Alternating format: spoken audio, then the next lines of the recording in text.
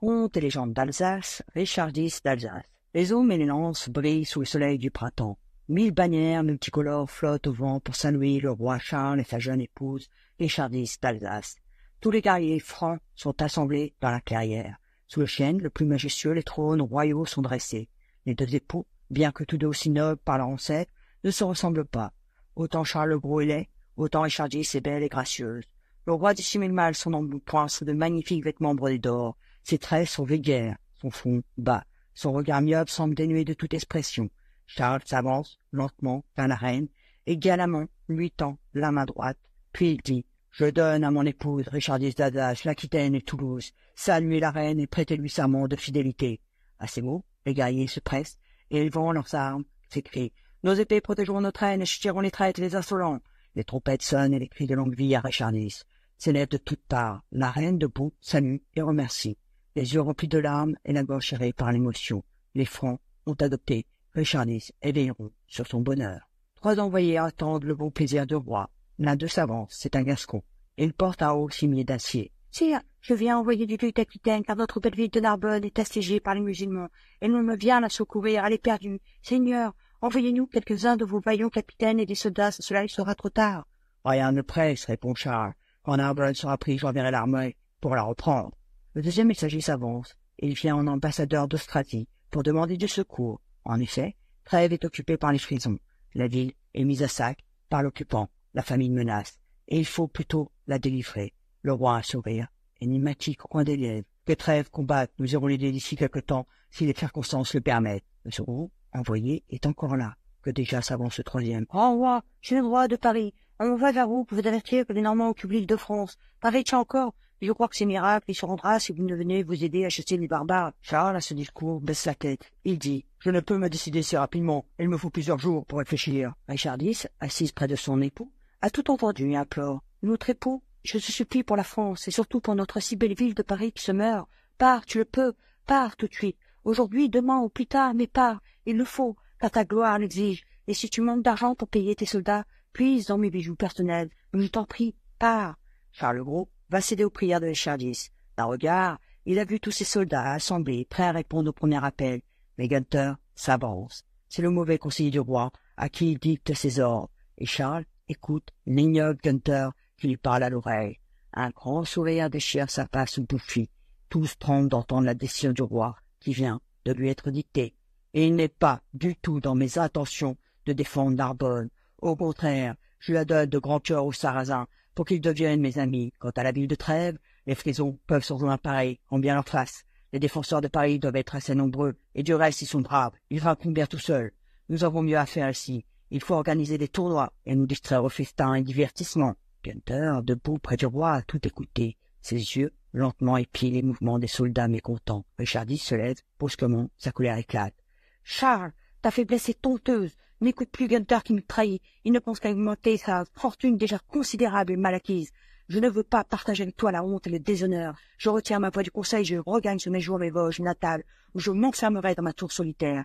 Si un jour tu te repens de ta conduite, si tu renonces à écouter les intrigants, et si tu agis en roi, tu sauras donc où me trouver. » Charles le Gros est roi, mais il n'a pas le pouvoir. Gunther seul gouverne, trahissant les intérêts de la France, fraternisant avec ses ennemis, tant Sarrasins que Frisons ou Normands. Mais le roi Charles est triste, silencieux et songeur. Richard X est loin, et peut-être avait-elle raison. Gunther, lui, au contraire, est parfaitement satisfait.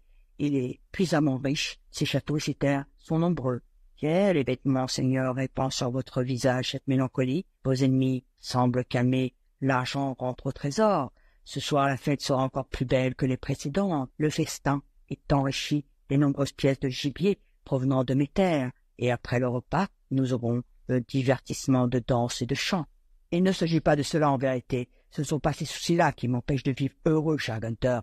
Mais je pense à mon épouse Richard X, si belle et si jeune, qui vit retirée dans sa haute tour et ne me permet même pas de lui rendre visite. Seigneur, vous avez grand tort de vous laisser abattre pour une femme comme Richard X, qui fort injustement est devenue l'idole de l'armée du peuple. Si vous me le permettez, je saurais bien faire tomber cette idole.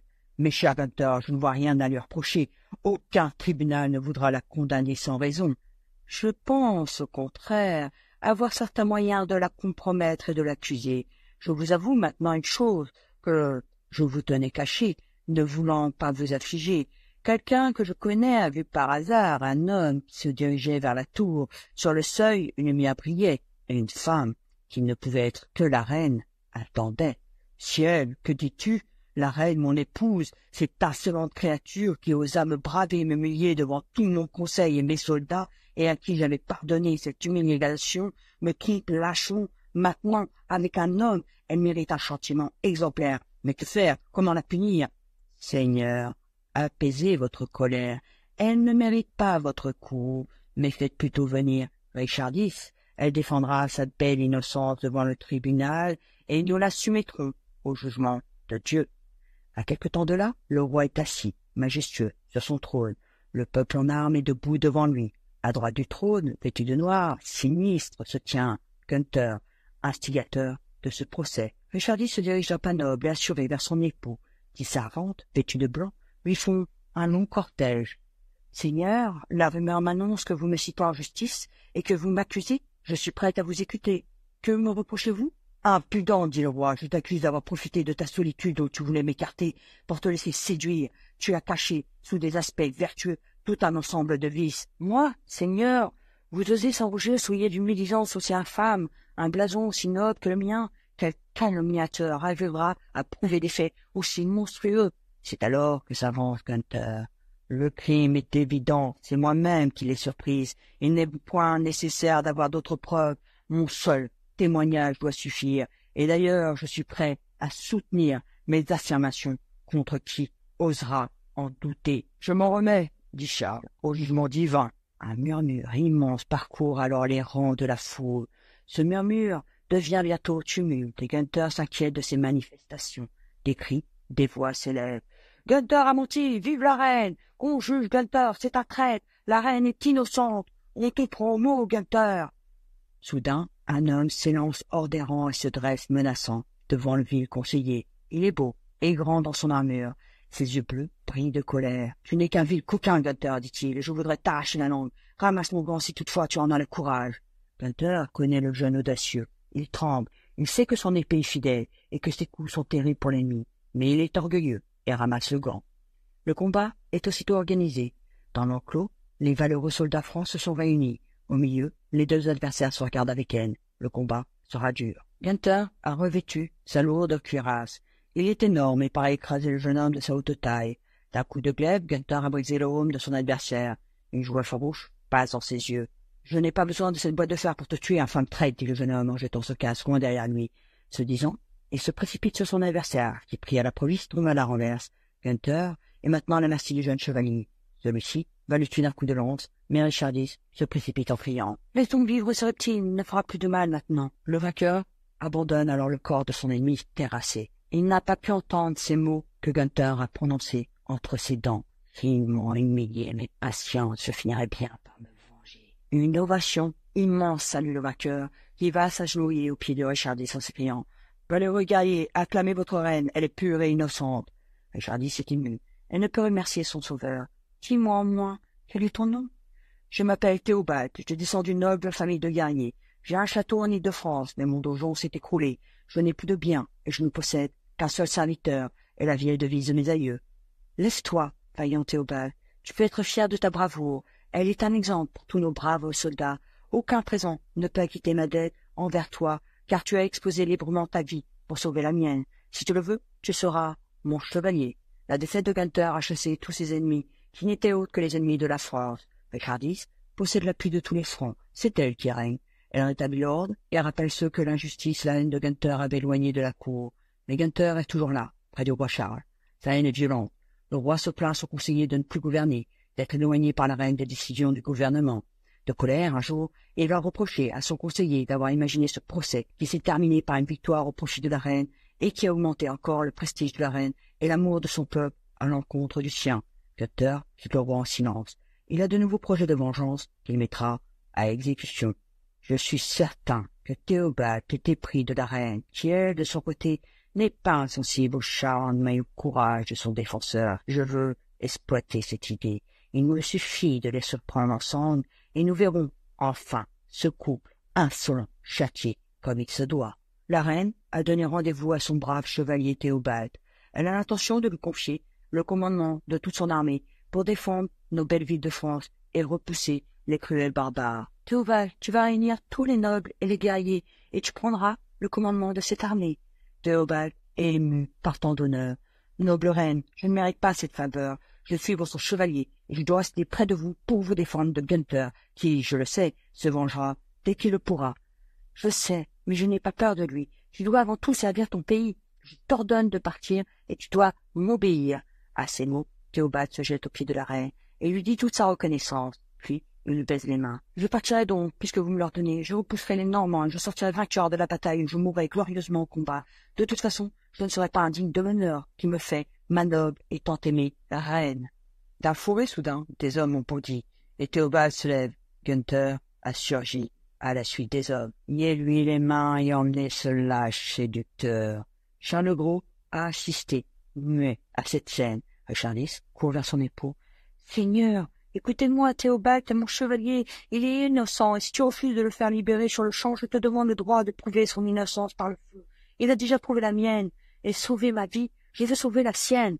Ah, insensé, si tu veux le supplice de feu, je me soumets à ton bon vouloir, dit le roi cruel. Devant la cathédrale de Reims, tous les guerriers sont rassemblés.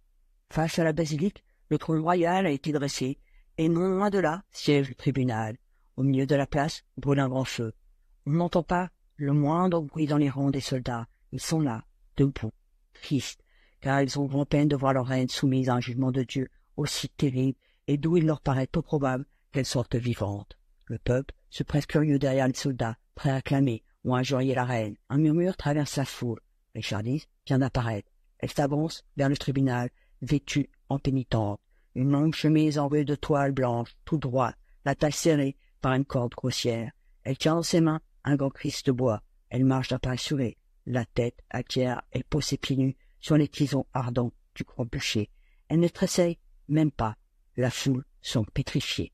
Elle avance, toujours sans crainte du brasier, pâle, mais remplie de gratitude envers Dieu. Elle se dirige vers son époux. Elle a quitté le bûcher. La foule, d'un seul mouvement, lui fait une folle ovation. Un cavalier avance, c'est Théobald.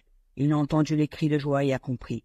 Il a pu échapper à la surveillance de ses gardes, et au pied de Richardis, il se prosterne.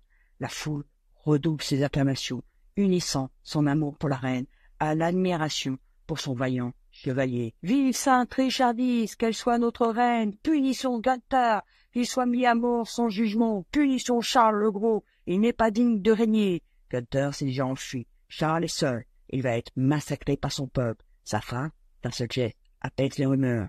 Puis se tournant vers le roi. « Seigneur, votre lâcheté et votre faiblesse mériteraient d'être punies. Mais je ne constitue pas un tribunal. Je demande donc votre grâce. Quant à moi, je ne veux plus partager avec vous le pouvoir. Je désire me consacrer à Dieu, qui lui seul est mon roi. » Puis se tournant vers les armées. « Combattez noblement ainsi que vous l'avez toujours fait.